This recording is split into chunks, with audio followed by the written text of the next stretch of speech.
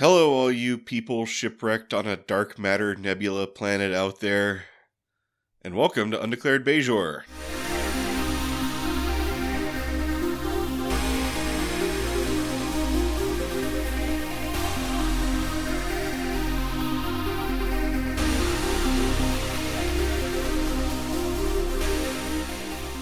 Must have been a big old sun inside that dark matter nebula. Yeah, I was wondering the same thing. This is Undeclared Bajor, the best Star Trek DS9 discussion podcast Is that our new tagline? Just every episode? We're the best, by the way. If you say it enough, it'll become true. It already is true. Right, yeah. My name is Fletcher, about to say hello is Data. Yo. Today we're going to discuss Star Trek DS9, Season 6, Episode 2, Rocks and Shoals. Alternate title, Keeping It Real. Wow, okay. Came up with that right on the spot. Can you believe it? No, not at all. We will be discussing spoilers up through this episode, but not after this episode, so it's safe to watch along with us if this is your first experience with Star Trek DS9. But we also spoil books, TV shows, or movies not related to Star Trek DS9, and we like doing it. 100% intentional. So watch out. Rocks and Shoals originally aired October 6, 1997. It was written by Ronald D. Moore and directed by Michael Vehar. And I went and verified that pronunciation, so that is correct. Oh, very good. Okay. Look at you. After that last time, you're like, I need to know more about this. I looked it up on I looked at a few places, but one of the places I looked was Memory Alpha, and it said one of his nicknames was Veharder and Veharder. Wow. Okay. Because he would always push the. He would always want to work long hours and do lots of stuff. So fun note about the writing and production of this episode to watch out for in this episode and the next one is that we've got this whole arc of episodes at the beginning of the season. We talked about that last time, but this one was shot after the next episode, the one that follows this, because of the location shooting, and they could get it, at a certain time, so they had to rearrange where they shot it.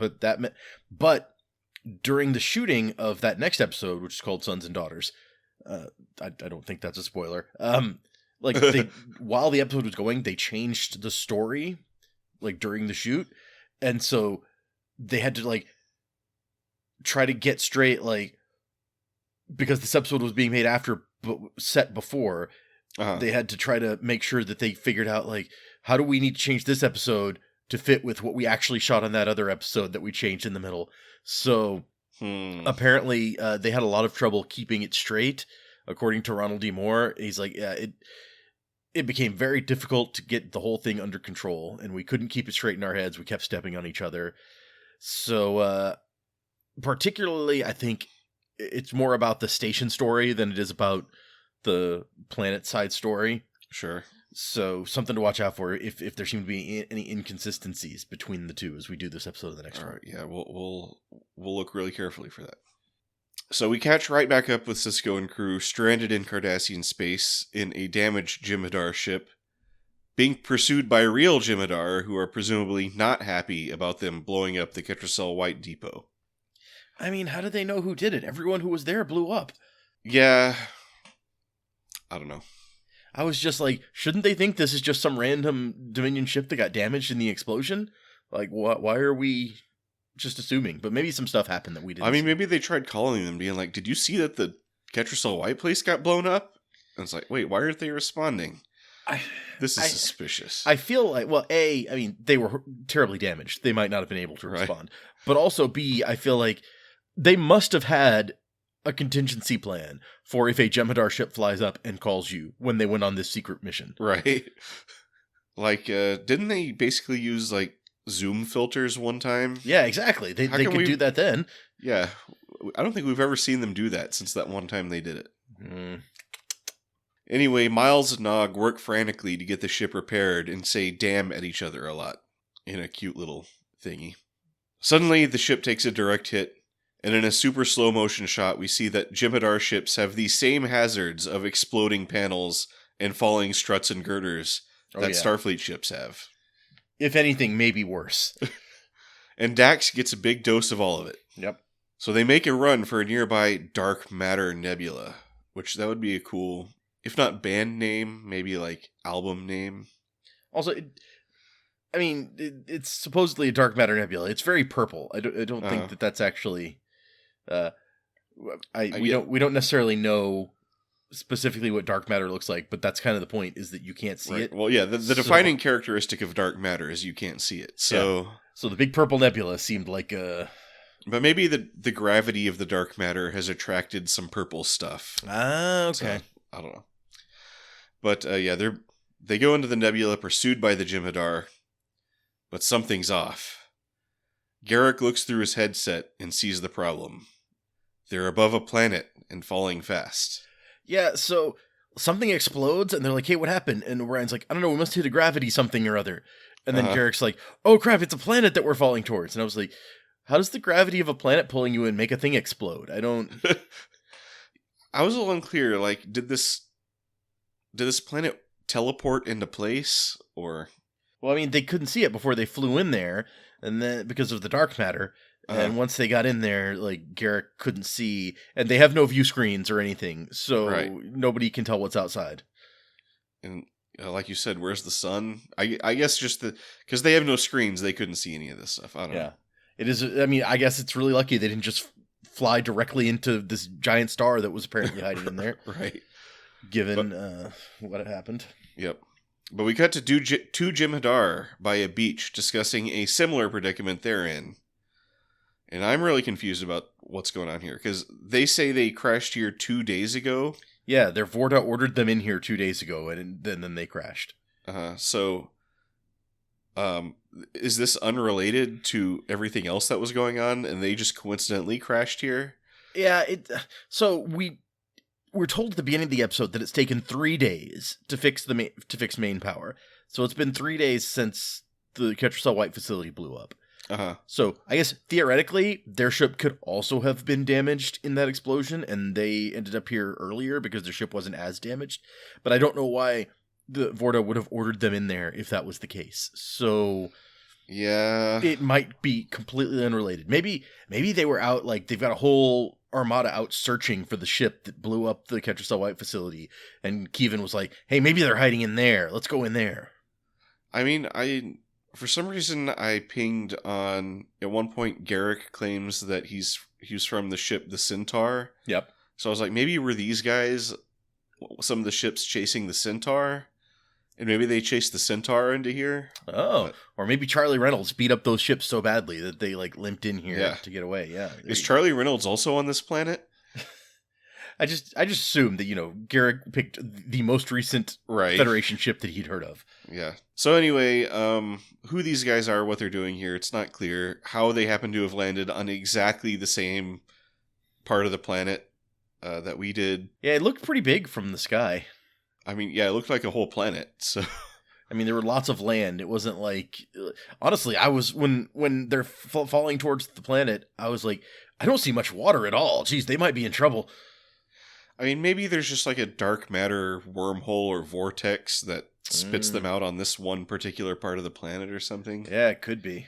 I don't know. We don't know because they never even attempt to explain it. No. Anyway, yeah, the first and the second of these Jem'Hadar have died, and the Vorta is in bad shape, leaving third Ramada Klan in charge.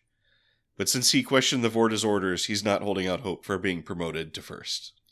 Nope, I guess it's not an automatic thing. You don't immediately inherit the position. You have to be... Right. I guess just whoever has the lowest number is the one giving the orders. Yeah. Meanwhile, as their flaming ship sinks in the distance, Sisko and crew, including guy and lady we've never seen before, make their way to shore. Okay, did you notice the thing that they were floating things on? Yeah, it was like a big makeshift raft or something. See, I mean... I couldn't quite tell what was going on. I assume from the way that they're pulling it, it's supposed to be a raft, but when you get like a close-up look at it, it literally looks like a rock. It's like, it doesn't look like it's made of wood or a piece of ship or anything. It looks like stone. And I was like, why are they floating on a rock? I don't understand. Also, I bet that was fun, like, not Garrick, but Nog getting all wet with all his makeup. That's true. Yeah, I hadn't thought about that. Also, if you notice, like, the ship is sinking way out in the ocean, and they must have come from there. But then there's like a big spit of land that goes directly across the path they would have taken. So it seems like they floated up to that piece of land, and then instead of walking around, they went over that and got back in the water and kept swimming or something. Because it's a very weird setup in the well, the also shots. their ship is like on its side. Yep. And on fire. And I was like, how did they get out of there? But it's that's actually a really good question also. It's maybe they bailed out of the ship in the air. I feel we're doing a lot of the writers' work for them, but they bailed out of the ship in the air, and that's why they landed in this body of water. And the ship crashed further into I don't know. So there is they filmed this whole thing in the same quarry that they've previously used as like Cardassia 4 and Dozaria and Torga 4 in the ship. Sure. So the ship ends up like crashing and sinking in the same place that it originally crashed, more or less. But it says while there is water in the quarry, which I assume they use for like the part where they're actually coming up out of the water, all of like the shoreline and ocean bits are CGI. Oh yeah. Well, I could tell in that shot with the two Jem'Hadar, because just the back, it looked like some kind of background plate, kind of composited in with the beach, because like the line, it didn't quite match up, and I was like, Also, fun story. Since we're at this place, we talked before about Terry Farrell's skin condition, so she has to be injured in the episode so that she doesn't have to be outside in the direct sunlight. And they couldn't just say, I'm going to stay back here and do science stuff. No, yeah. Can't have that. She has to be laying on the... And at some point, they, like, take off her shirt while she's laying on that rock in the cave. And I was like, I don't know why they did that, but all right. Right. I mean, I think they took off all their clothes because they were wet. Yeah, to dry them. That's true. They were drying them, but... and so this location is really hot. In that previous The Ship episode, it got up to 124 degrees Fahrenheit while they were shooting. And so they looked at the weather forecast before they came out here this time. They're like, yeah, we got a plan for this. So on Friday, they check the schedule because they check the weather because they're supposed to start shooting on Monday. It was 80 degrees Fahrenheit with light breeze, and they were told that it would basically stay that same way for about a week. On Saturday, it went up to 95. On Sunday, it reached 105. And then, of course, on the day they start filming, on Monday, it reached 128 degrees Fahrenheit. And so he says, if you look closely, you can see the Jem'Hadar, the eyes of the Jem'Hadar sometimes get very red because the makeup is melting and dripping into their eyes. Wow. And there's even, there's a moment where Steve Auster, his hiking boots, like the rubber soles start to melt. Oh, geez. So, yeah, it was not good. Oh, and Chief O'Brien tore his pants. Leading to a hilarious, we survived laughing moment. It was a nice little moment. But Garrick left his sewing kit behind on the sinking ship. Right, so no pants will be getting repaired today. No. Back on the station, Kira wakes up at 5 a.m., so I guess she's more of a morning person than I am. All right. And gives herself a smile in the mirror before heading to work at Ops with her new Cardassian and Jem'Hadar colleagues. So I like that she just put like a mirror right there next to her bed, and when she wakes up, she's like, hey, beautiful. It's like, does my hair look crazy and messy after sleeping? Yep. Should I do anything about that? Nah. This is my new hairstyle. It is, apparently, yeah. So Ramadaklan goes to the cave where his injured Vorda Kevin is, and reports that it's going to be at least 10 days before they get their communications working. And can we please have our Ketracel White now? Kevin opens the Ketracel White box and surveys the contents with the world's most convincing poker face. Yeah, I was just like, how does anyone buy... But the Jem'Hadar don't get to ask questions, so I guess, whatever. Is this the first time they've taken their Jem'Hadar in the last or their Ketracel White in the last 2 days? Maybe. We don't know how often that they get it, do we? Yeah, I don't think they've ever said what kind of schedule it is, but... he pulls out a single vial of white and says, here you go. And the Jem'Hadar are a little worried, but Kevin is like, don't worry, we have to ration a little, but it's all good. I'm not currently calculating a way to have you all killed so that this doesn't become an issue. No, never. I'll take care of you. Over in a different cave, the Starfleet crew make a fire to dry their clothes and get settled in. Dax is in pretty rough shape, but Bashir thinks she'll live. Nog and Garrick go out to look for fresh water and vegetation, but Garrick notices that Nog keeps walking behind him.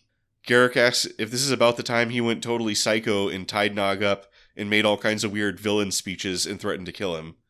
And Nog confirms yes, that's what this is about. Shockingly, yes. Garrick understands. Then Garrick picks up something on his tricorder. He's not sure what it is until a bunch of Jem'Hadar appear and hold them at gunpoint. Then he's sure. Yeah, I do love that reaction. And it's clear that like some of that stuff is CGI added later, because it's as this guy is doing his whole like weird camo thing, Garrick's just like, I'm not sure. And then when they completely appear, he's like, oh, now I'm sure. Yeah. Great line delivery. The Jem'Hadar take them back to their cave. I mean, luckily these ships crash so close to each other. Where Nog gives name, rank, and serial number, while Garrick spins a story about being a Cardassian intelligence officer being held prisoner. Kevin finds this hard to believe, as Garrick was wearing a Starfleet comm badge, paying up a setup that goes all the way back to the last episode. It's true. Yeah, you were like, he didn't use the comm badge. What's up with that? Right. Well, here we know. It's like, well, they never put somebody in a comm badge unless they're going to do something with it later. I do love that he's usually such a better liar than that, but his lie did not at all accommodate this, and then when he gets called out, he's like, yeah, I was hoping you wouldn't point that out. Yeah, that's my next note, is Garrick, Master of Deception, for some reason doesn't even try to talk his way out of that. Which, you're really slipping here, Garrick. But maybe he just kind of sees how this is going, and he wants to just speed run past all of that. So Kevin asks if they have a doctor, and Garrick says yes, much to Nog's annoyance, but Kevin says not to get mad, he just saved your life. Jake, meanwhile, is keeping up his reporter routine and interviewing Kira and Odo. He asks about 400 Vorta facilitators being sent to Bajor, which some, like Vedic Yazim, take as a first step in invasion.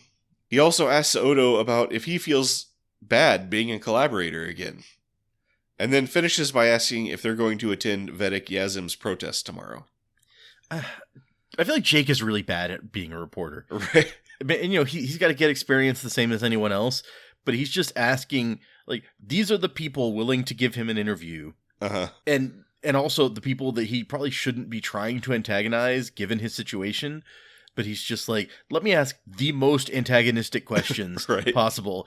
And then when they get unhappy, just be like, hey, I'm just asking the questions. Don't shoot the messenger, as if there's someone else responsible for this. So yeah, how do you feel being a traitor? It's like, hey, I'm just asking the questions everybody wants to know, man. Like, you could come at this in a way that did not piss everyone off. Right. But yeah, Kira and Odo are like, oh no, we got to shut that protest down. And Jake is like, but isn't there a right to protest? And Kira and Odo are like, dude.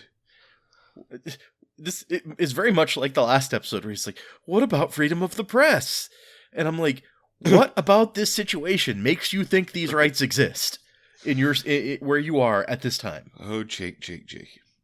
I forgot to mention, Sierra Lofton is in this episode, but I don't think we saw Michael Dorn or Armin Sherman. No, this is actually, that's one of the notes in here, that this is the only episode of this like arc of episodes that does not feature Gul Dukat, Damar, Michael Dorn, or Armin Shimmerman. Oh, wow. Although Damar got name-checked. Yep. Because he was looking for Kira for some reason. But actually, there is a scene that was written for the episode that was going to have Worf in it. And when we get there, I'll talk about it. Oh, okay. So Sisko and crew go out to look for the missing Nog and Garrick and quickly find the Jem'Hadar camp. They try a clever sneak-up, but one of the Jem'Hadar gets impatient and opens fire on them, starting a big firefight.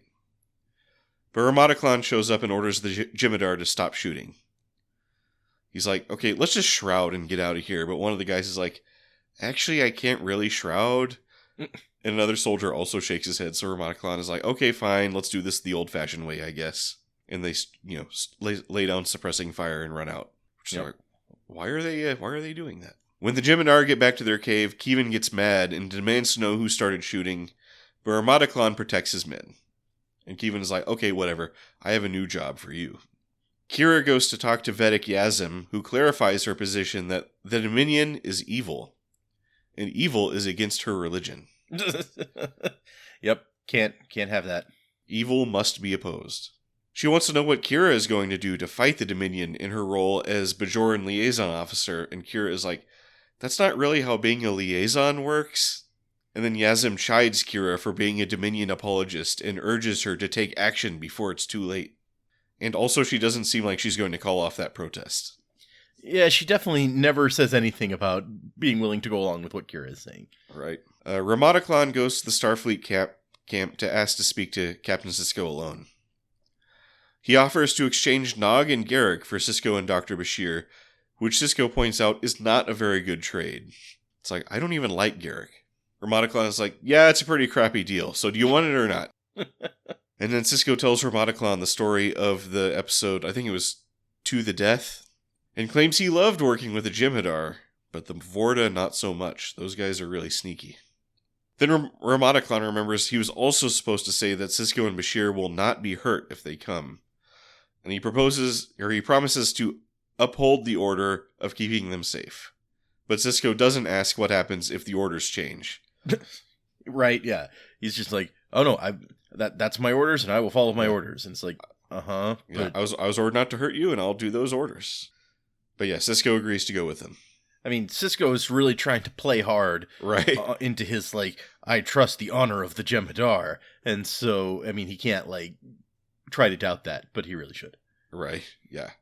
Yeah, he's doing his, trying to put a wedge between the Jem'Hadar and the Vorta play. I mean, based on what he's seen, before, yeah, perfectly valid, So an hour later, they do the trade, and suddenly Nog has no concerns about walking in front of Garrick. Yeah, he's trying to run, and Garrick's like, to the point where Garrick is like, okay, whoa, slow down. Yeah. Kira and Odo show up with their deputies to put down the protest at the promenade, but Yazim is nowhere to be seen. Oh wait, no, there she is, up on the walkway with a rope around her neck. That just happened, real suddenly. Yeah. Yazim declares, evil must be opposed, and jumps off. Bajoran clergy are really big on, like, suicide as a, like, demonstration. Yeah, I was like, isn't this the second time we've seen somebody jump off that thing? Yeah. With a rope around their neck? I mean, I think last time we just saw, or the after effects or whatever, like, we saw them hanging there or something, if I recall, but... Because didn't someone hang themselves because they were going to be exposed as a collaborator or something? Oh, yeah, that does sound familiar now that you say it.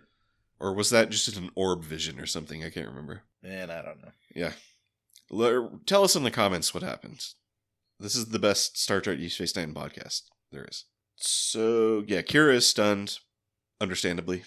So Sisko and Bashir get taken to Kevin, and Bashir announces that he'll have to start surgery immediately. So a bunch of Jem'Hadar gather around, and Kevin explains that they've never seen the inside of a Vorta before. I love that he just knows this, that's why they're gathering closely, like, intrinsically. He's like, oh yeah, they're not trying to protect me. They want to see what's inside there. But the situation really does feel to me like watching that scene, it's like, oh, the script told them to all get up really close. Because no one says anything or, like, you know, muscle somebody else out of the way. They just, like, move up real close and look. Well, I think, don't they kind of muscle Sisko out of the way? Well, yeah, but I don't count that. Yeah, it did feel a little bit like someone yelled, and now, and then they all, like, pushed in. Apparently, Ronald D. Moore commented that when he wrote the scene with the Vedic Yazim, he says, I was thinking of the Buddhist monks who immolated in Vietnam in the 60s. The analogy isn't perfect, so don't try to link up these political situations. But the dramatic political statement of a religious leader committing suicide in a public place was an inspiration. Sure. So Kira wakes up at 5 a.m. and looks at herself in the mirror, and this time she doesn't seem as happy with what she sees. She's like, maybe I should, like, do something about my hair. Yeah, exactly. Then she goes to Ops and looks around and realizes how surrounded by the enemy she really is and walks out. Yeah, apparently she just doesn't come back all day. And right. Damar's, like, looking for her, but you can't find her if she takes off her comm badge but still has it with her. Right. Yeah, why not? Also, I mean, I guess it's been, like, there were 3 months time that passed between like the first new episode and the last episode of last season, but I feel like they got the station up and running again real quick. Yeah, that Cisco program, whatever 197 or whatever, doesn't seem to have had much of an effect. But so with surgery completed and Kevin all fixed up, Kevin asks to speak to Cisco and Bashir alone. He reveals there's only one vial of Ketracel White left, and when that's gone, the Jem'Hadar will go on an indiscriminate kill rampage. So to solve that problem, he says he's going to order them to attack the Starfleet camp so that they'll all be wiped out. Then with the Jem'Hadar dead, they'll have plenty of time to have their miracle worker Starfleet engineer fix the comm system, and they can all get off this planet. I do like that apparently Starfleet engineers have become like the thing of legend among the Jem'Hadar in the Vorta already. Right. It's like, how are they always fixing this stuff? And then, so, yeah, Bashir is like, so you get to ride out the war in a cushy Starfleet prison camp while all your men rot on this deserted planet. And Kevin is like, yep. He's so proud of himself for coming up with this way out. He's like, you've got it, man. We're on the same page. Cisco returns to his camp and briefs his crew on the plan, leading to a moral debate. So these guys who had no problem blowing up the entire supply of Ketracel White, potentially resulting in the deaths of all the Jem'Hadar in the Alpha Quadrant, now have qualms about shooting a few Jem'Hadar who are coming to kill them. Well, yeah, I mean, we have to look at these ones. Cisco rightly yells at them to all shut up and do what they're told. He's like, does this look like the Enterprise to you? Let's just shoot some guys. I mean, Cisco had his own concerns. Like, when Kevin, like, put the plan out there before him, he was like, why would I want to go along with this? I'd much rather make a deal with the Jem'Hadar, which I don't think is the smart move long term. We've seen, but whatever. Yeah. Odo finds Kira standing over the promenade, deep in thought. She can't believe she was about to use force to put down fellow Bajorans who were going to protest the Dominion. So she resolves to start fighting back. And Odo's like, okay, but maybe let's be a little bit more sneaky if we're going to do this. And not just like talk about it like right here where everybody can hear us. Yeah. Thus, the new resistance is born. Bum, bum, bum. The new resistance. Trademark. The Jem'Hadar walk into the trap exactly as expected, but Cisco calls a parley with Ramataclan, and he offers to have Bashir put the Jem'Hadar in sedation until they can find them some more Ketracel White. He reveals that Kevin betrayed them, but Ramataclan is like, yeah, I deduced that when he told us to attack you from the bottom of a canyon, but he's a Vorta and I'm a Jem'Hadar, and that's the order of things. Yep. And it was never my life to give. So they part way, and the battle ensues with the expected outcome, and also Random Guy dies. Yeah, poor Random Guy. I felt bad for him. Like, if Cisco hadn't called that parlay, then that might not have happened. Oh, well. So, sucks to be you, Random Guy. So this is a good moment to point out that Phil Morris, who plays Ramataclan, is quoted in here saying, I likened him to a samurai warrior who is loyal only to his feudal lord, and that's how I played him. His willingness to die, despite Cisco's offer of an alternative, is his most honorable moment. Sure. He did a pretty good job in that role. So yeah, when it's all over, Kevin strolls out and gloats that if he'd just had 2 more vials of white, they wouldn't have had a chance. And Cisco barely manages to hold back his rage, but he's like, all right, let's go. So would 2 vials of white have lasted 10 dudes, 10 days? Because I guess that's what he's implying. Yeah, all right. It would have lasted long enough for them to not go into their kill rampage mode, at least. And really 10 days was when it would be fixed enough for a low power test. So, right. Like, I don't know. Do we really have to start with the low power test? I mean, it's basically a radio. Yeah, I don't know how the power system works in there.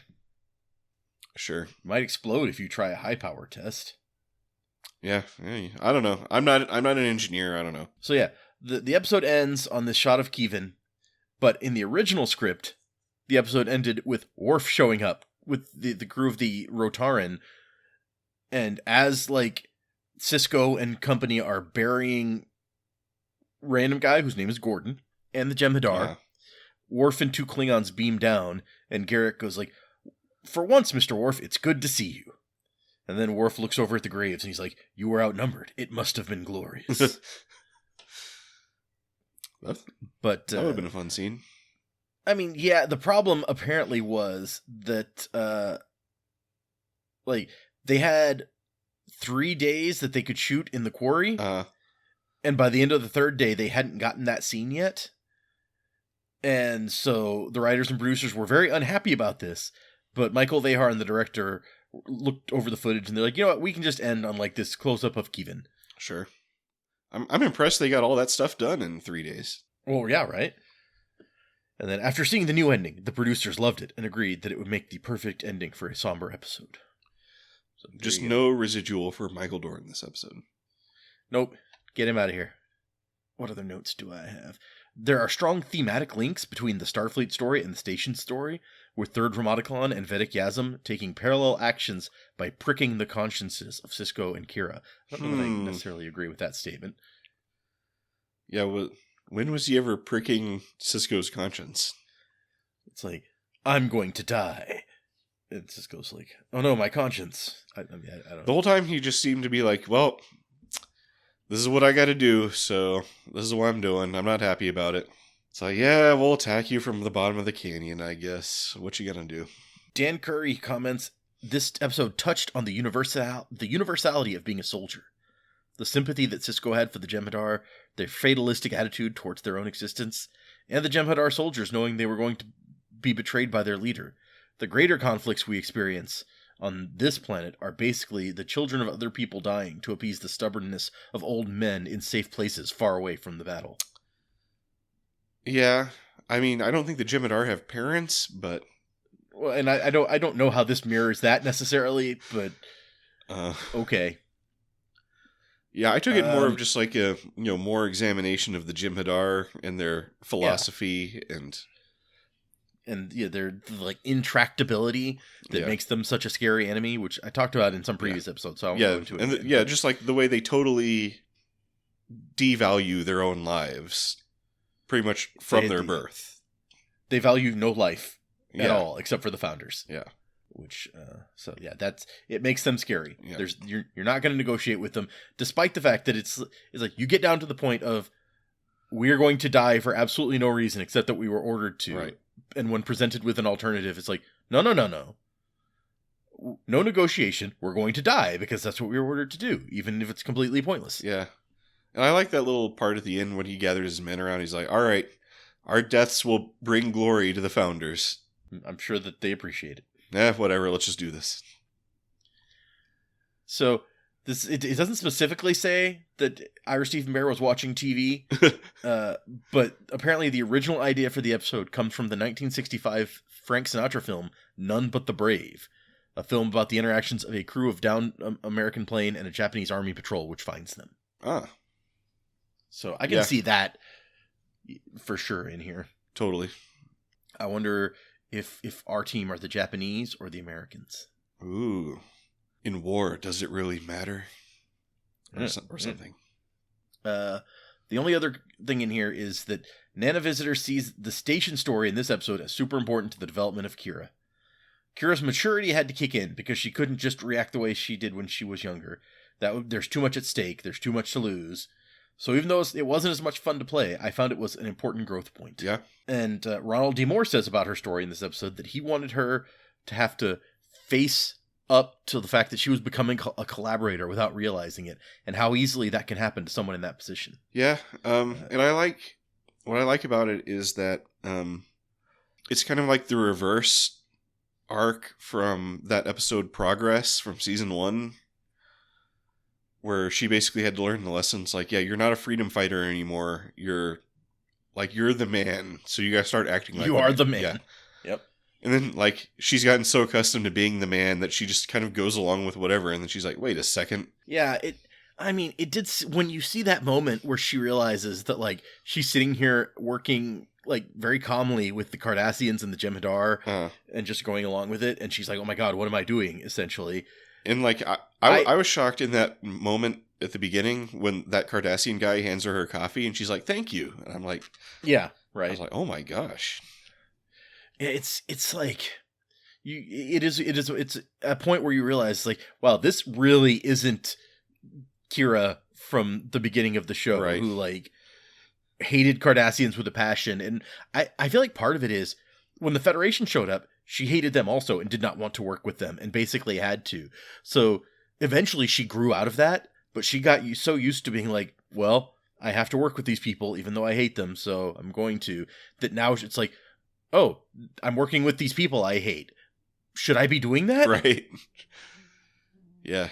It's like, you gotta step back and see, like, wait, what was I doing on autopilot this whole time? So yeah, you want to jump into reviews? Sure. Yeah. Well, what do you have to say about this? Well, one? There's quite a lot I like about this episode. So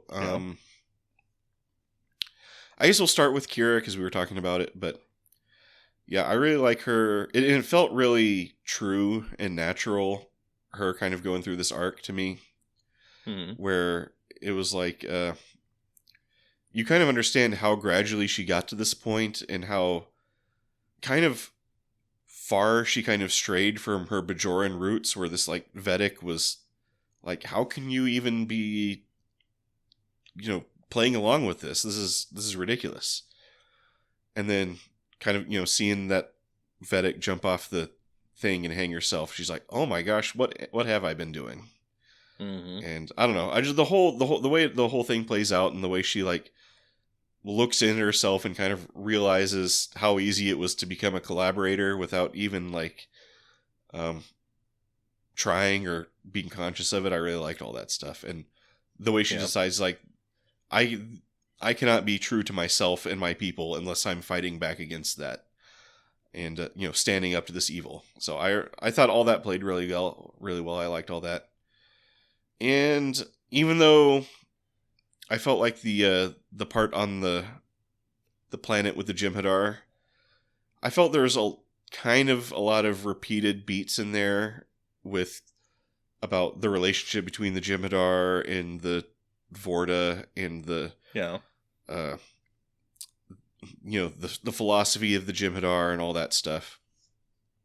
But I thought it was like all played out really well, and especially through this character Ramataclan, who's, I think, the most ideal Jem'Hadar we've ever seen, where we've seen other guys, like the guy who got off his Ketracel White, and he was trying to like basically find independence for his crew, and the guy who like got so mad at Weyoun that he just like vaporized him. Classic. Yeah. Yep. And I think, and it was in that episode we were talking about how like the Jem'Hadar's loyalty to the founders isn't always what it should be, as we saw when those guys were trying to like break off and take over the galaxy on their own with that Iconian gateway and stuff. That did happen. So it's kind of like, and then even when he brings it up to Ramataclan's like, yeah, I'll be honest, stuff like that happens a lot, but you get the sense in the way that he talks about it is like, this is the way the Jem'Hadar are expected to behave. And like, when we see him interact with his men, and he's like, who opened fire? And he's like, I did. He's like, all right, you're demoted. Now let's get out of here. I feel like on some level it may have to do with like, because the Jem'Hadar aren't responsible for, it doesn't seem like they're responsible for anyone else unless they are like first. Yeah. And suddenly if you're in charge of the group, then as we see here, it's like, no, the men are my responsibility. And so at that point, maybe you start questioning more. And that's why in other situations we've seen the first kind of go against the Vorta, but this guy never gets to be first, right, for one thing. So maybe it never, starts happening to him. But I really liked him as a character, and the way he played so much stuff on his face, which is really impressive through the makeup and stuff. Just about, you could always kind of read exactly what was going through his mind, in pretty much every situation he faced, where he was like, I'm doing my job, but you could kind of tell, like, him, it's like, yeah, what you gonna do, through all these situations. So I liked all that stuff. I thought it was really good. I mean, I don't really know why we had to put Dax on the sickbed the whole episode, but whatever. What else? Garrick had some fun moments. I liked the moment when Garrick was like, it's like, I'm not sure. It's like, oh, now I'm sure. He played that really amusingly. Yep. It was kind of fun seeing Jake being his Jake self, still trying to hold on to this like reporter. Jaking it up. Yep. Jaking it up. I think Odo had a few moments where I liked the scene between Odo and Kira where she was talking about, it's like, you know, because in the last episode they were kind of like, you know, let's basically play along and, you know, take what we can get and, you know, see what we can make of it. And this time she's like, no, we can't do that.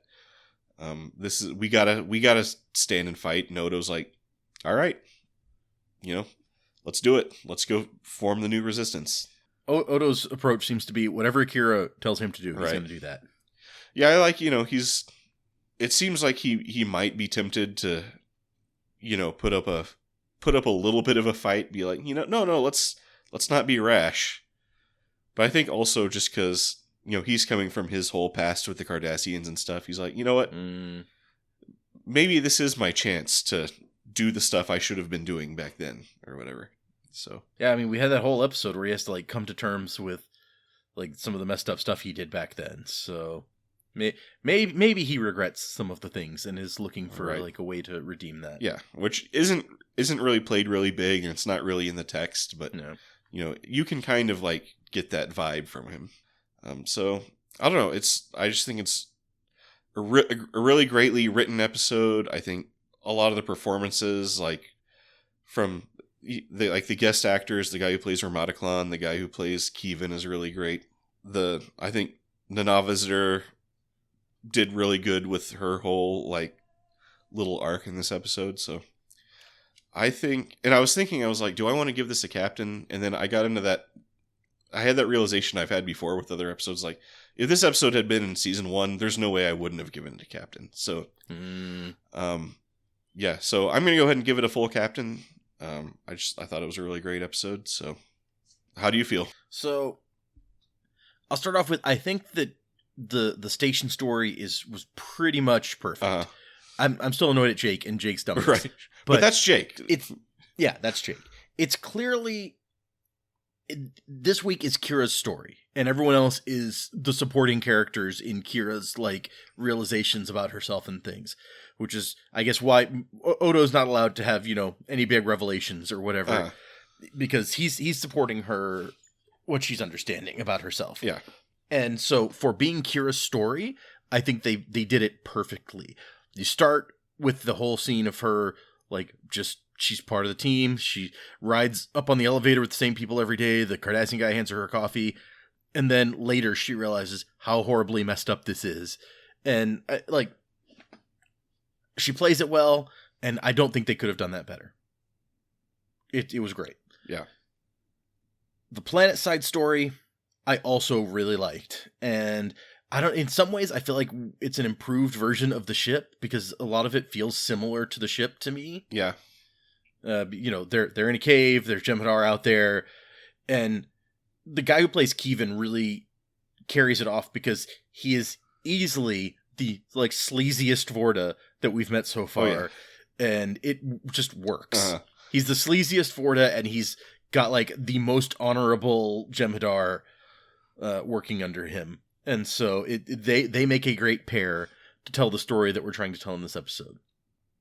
And we're continuing with Sisko's, like, I don't even want to call it a descent into like the more morally gray area as this war is going on, because he's always been, we've talked about before, he's not Picard. He's the guy who will like do some of this stuff. But they handle that well, and I can't not give this one a captain. Yeah. I thought that almost every bit of it was just really well done. Yeah. Yeah, it's just I don't know, it's just a really good episode, you know? Yeah.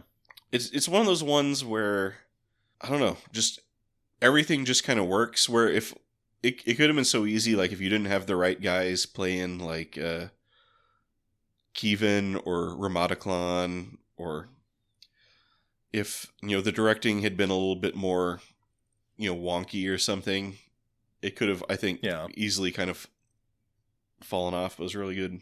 Like, there are a few little touches I liked. Like, I've heard them talk on the Delta Flyers podcast before about how they never really, like, when you go in the ops set, like, the ceiling is, like, way up high. It's like a cathedral in there. But they almost never kind of shoot to let you see that. And then, like, there were these scenes where Kira was going in there, and they kind of let you see the height of the space. And I don't know, it just made her feel, like, smaller and more lost in there or something. I don't know. I feel like they shot different angles in general in Ops. Yeah. Because it doesn't feel like the same room. There's even, I noticed for sure that I don't know if it was wider or more of a down angle, but you notice when she sits down that it's like, there's these grooves in the floor where the chairs slide out and in to this table that she's sitting at. And I was like, I don't think I've ever seen that before. Yeah. So there's a lot of little stuff like that I also liked. That was good. And I liked little touches like, there are little tubes that are always injecting them with the Ketracel White. Mm-hmm. As, like, the episode goes on, those get, like, emptier and emptier. Oh, I didn't notice that. So, until pretty much they're just completely empty. I was like, oh, that's a nice little touch. Which I wonder how they do that, because do they have to wear a little, like, pump that pumps, like... Because you have to have some bubbles in there always, or else you couldn't tell what was going on, but... Yeah, maybe it's like a tube with stuff in it that just a pump circles bubbles through there, so it looks like it's moving. Yeah, I was wondering how they do that, because you always see that, like, little thing flowing on the Jem'Hadar, so... I wonder if there's something in the wiki about this. The tubes that delivered the white evolved over the 3rd and 4th seasons. Originally, the tubes were colored black in the Jem'Hadar episode, then white in the Search Part 1, then transparent in the Abandoned. The tubes remained transparent through the rest of the series. They also became more elaborate and bigger and mechanized. It was at first supposed to be something that was very subtle, that went into the main blood vein in their necks, recalled Michael Westmore. Eventually, it was thought that was a little boring. So now when we see it, there's an actual motor in the costume which keeps circulating a flow of liquid in the tube that was added about the third or fourth time they worked. All right. Tiny pumps that came out of copy machines seem to work the best, Special Effects Supervisor Gary Monock says, in terms of speed and sound. Copy machines? The first time we had to do a bunch of Jem'Hadar, we got 12 of these pumps from a surplus place, and they all worked fine. But the next time it came up, we needed more, and they no longer existed. We had gotten the last 12 pumps that worked. Like photocopy machines? That's what it sounds like. It might have been touch and go if they ever sent us 30 of the guys who needed neck pumps all at the same time. So, interesting. I mean, I'm sure if there's like 30 guys, you would pick 7 guys to be the close-up guys or whatever. Oh, this is interesting. Under the Apocrypha, it says, in Star Trek Online, Ketracel White is revealed to be derived from a fungus found on the Herc homeworld. If you'll remember, the Herc are those guys who invaded the Klingons and took the Sword of Kahless. The Dominion hoped to use the earliest form of Ketracel White to control the Herc, but discovered that was impossible, as without the substance, they became non-sentient and extremely aggressive. The changelings nonetheless refined the Ketracel White and engineered the Jem'Hadar and the Fek'Liri in hopes of using it, with the Jem'Hadar ultimately being the successful experiment. Oh. Man, so there's more lore about the Herc? I think the Herc actually, like, if you play Star Trek Online, they show up and they're like a big enemy in some season of that game or whatever. Because those are the guys that invaded Kronos 1,000 years ago or whatever, right? Hold on. So, okay, the Herc invaded Kronos and stole the Sword of Kahless, but according to, I had to look up because it said that they engineered the Jem'Hadar and the Fek'Liri. And so I had to look up what the Fek'Liri was, because that was new. The Fek'Liri were an ancient enemy of Kahless the Unforgettable on Kronos 1,500 years ago, when he was building the Klingon Empire. He conquered the Fek'Liri, wielding the Sword of Kahless. In Star Trek Online, it's established that the Fek'Liri are foot soldiers of Molor during his rule of Kronos 1500 years ago, and banished with him to Grethor. They may be similar to Fek'Lir in appearance, who we saw was like the Klingon devil or whatever. Furthermore, in the mission Doomed to Repeat, it's revealed that they were originally created by the Dominion 2,000 years ago in an attempt to improve on the then recently created Jem'Hadar by genetically manipulating Klingons using demons from Klingon mythology as inspiration. The Dominion were unable to control the Fek'Liri through addiction to catch cell white, so the founders abandoned the experiment and settled on the Jem'Hadar. Huh. So, interesting. There's a lot of backstory there. Yeah, I mean, they had to invent lots of stuff for Star Trek Online, right, to expand the universe. So, you want to do title review? Yes, and I have lots of interesting stuff. Okay. So, before we get into it, do you know what Rocks and Shoals refers to? Well, I was just assuming, like, I just got the image in my head of, like, a ship, crashing on some rocks and shoals, and, someone being stranded there. So, I kind of felt like that's what they were going for, but... So, the note from Ronald D. Moore, he says, the title seemed thematically right to me, since the episode deals with some characters running up on rocks and others entering shoal water. I think that the phrase itself is actually referred to the Royal Navy's judicial system, but I could be wrong. In any case, the title just came to me as I was working on the script, and later I remembered the judicial connection. It wasn't the initial reason for the title. There are some themes of justice and military order, so I still think it's appropriate. So, Rocks and Shoals was the informal name of the Articles for the Government of the United States Navy, which were replaced in 1951 by the Uniform Code of Military Justice. But that set me down a rabbit hole of exploring, like, I went to the wiki article for the Articles for the Government of the United States Navy, and there's really not much in there other than the fact that they were replaced by that military Uniform Code of Military Justice, and that they were known for being kind of harsh. So I had to go and look up the history of United States Navy regulations. All right. It's the very first volume of regulations to deal with the U.S. Navy was published 9 months before the Declaration of Independence, and was called Rules for the Regulation of the Navy of the United Colonies of North America, established for preserving their rights and defending their liberties, and for encouraging all those who feel for their country to enter into its service in that way in which they can be most useful. That is the name of the pamphlet that was created. Good title. Good title. Yeah. And so that sets up several of the concepts for how things would work, which eventually moves into there was a naval committee of the Continental Congress that laid down a set of rules for the government of the American Navy, which was based on that earlier pamphlet. But John Adams was a member of the committee, and he basically says, yeah, those rules were all my handiwork. I did that. Huh. So, and those original rules written up, according to John Adams, by himself, by this committee, are the basis that continued to govern how the Navy worked. At least the first few articles are almost identical, all the way from 1775 up through this Articles for the Government of the United States Navy that's referred to as Rocks and Shoals. So I don't know what the 1950 version looks like, but from 1775 to 1950, the rules did not change all that much. But Rocks and Shoals is called that because Article 4 of the Articles for the Government of the United States Navy, this is the version from 1930 at least. I don't know how different it is from whatever came just before it, but it's been similar. If you look at Articles 1 and 2 of how many articles are there? There's there's a bunch in here. There's 70 articles in this in the Rocks and Shoals version.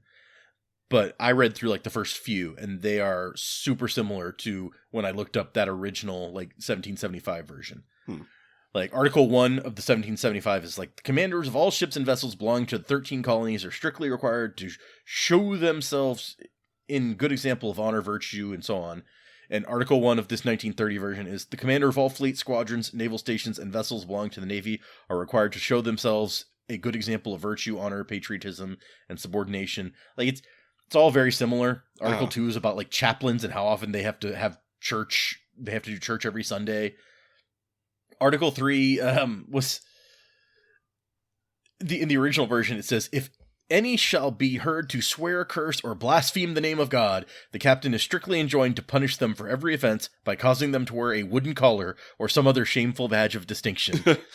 That's the 1775 version. In the 1930 version, it's just like, any irreverent or unbecoming behavior during divine service shall be punished as a general or summary court-martial may direct. So they limited the punishment a little more specifically. So no more wooden collars for saying bad words. But the Rocks and Shoals title comes from Article 4, which in the 1930 version starts out, the punishment of death or such other punishment as court-martial may adjudge may be inflicted on any person in the naval service, and then there's 20 things that can derive the punishment of death or other punishment, whatever.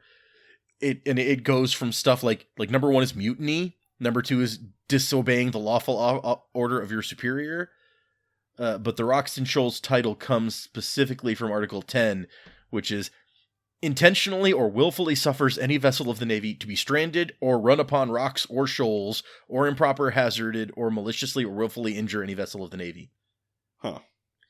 But some other fun things for which you can be killed in 1930 or court-martialed is sleeps on watch, leaves station before regularly relieved, deserts during a time of war, unlawfully sets on fire or otherwise destroys public property not at the time in possession of an enemy pirate or rebel,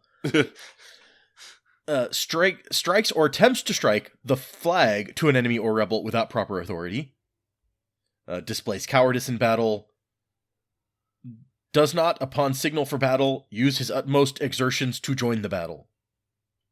And so, fun stuff. So it's like, all right, time for battle. It's like, hey, yeah, I'll be right there. Nope.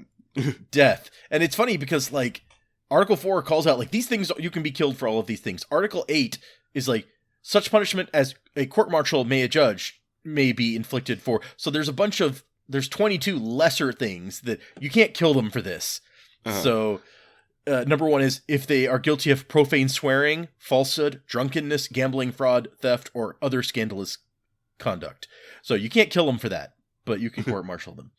Utters any seditious or mutinous words. So don't say anything like that. We should do a mutiny. So, but you can say it and not get killed for it, like summarily at least. So it's okay. Oh, good. So yes, all of that's the source of the Rocks and Shoals thing, but it led me down this rabbit hole and found all these fun little details about the history of the United States Navy codes. So that whole thing is called the Rocks and Shoals. That was the nickname for it because of that. Yeah, it was actually called, like I said, Articles for the Government of the United States Navy. I guess that's hard to say, so it became informally referred to as Rocks and Shoals. All right, I guess that's an important rule: is don't crash your ship. Into the Rocks and Shoals. Yep. And so, even though, like, I feel like it's actually more relevant than what Ronald D. Moore felt like, because of just like the theme with the Jem'Hadar, and even the stuff with Kira, and like this idea of like betraying stuff. I was like, I think this all fits into this code of like military, this very strict code of military justice and what's right, as a naval officer. So yeah.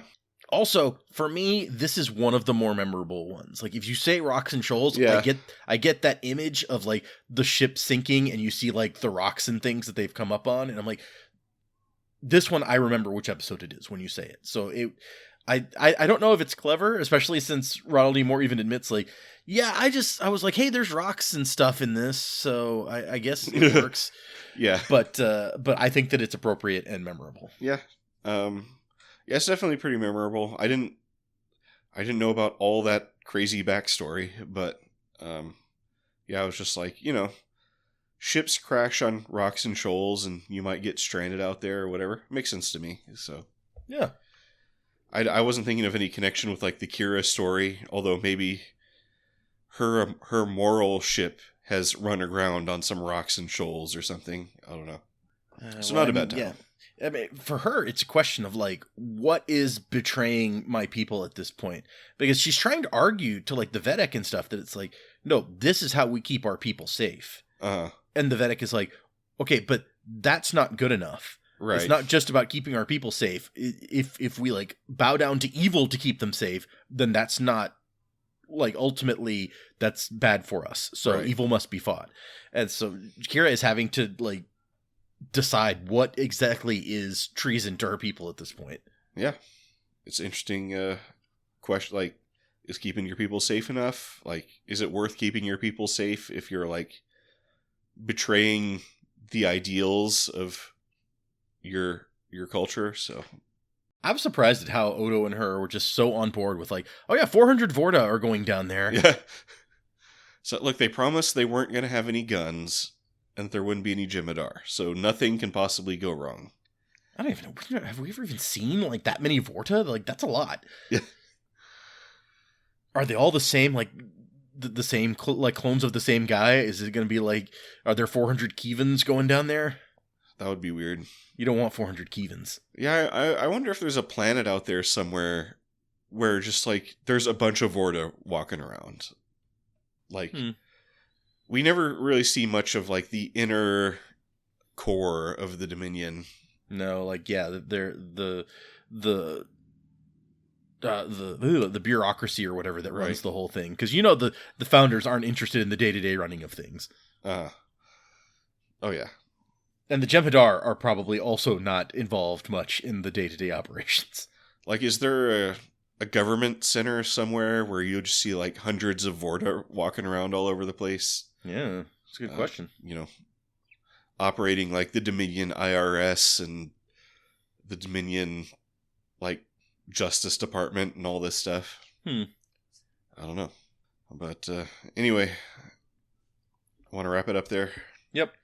So, yep, that's our discussion of Rocks and Shoals. Thank you for listening. If you like that one, maybe you'll like our discussion of the ship, or maybe Hippocratic Oath, or what was that one called? It was called To the Death, right? Hold on, it's got. There's actually a note in here about like how this Jem'Hadar follows in the footsteps of these former or these other Jem'Hadar. So yes, Ometaclon appears in To the Death. Okay, and the guy from Hippocratic Oath was Goranagar. Got it. So yeah, you can find those wherever you're listening to this, all of our past or possibly even future episodes if you're listening in the future. And if you want to leave a comment, you can do that on YouTube. My name is Fletcher. About to say goodbye is Data. See ya. We look forward to seeing you next week. But remember, sign off still to be determined. Ouch. We'll come up with something. I was wondering if you'd come up with something since yesterday. I was gonna say like this is the order of things or something, but not quite there.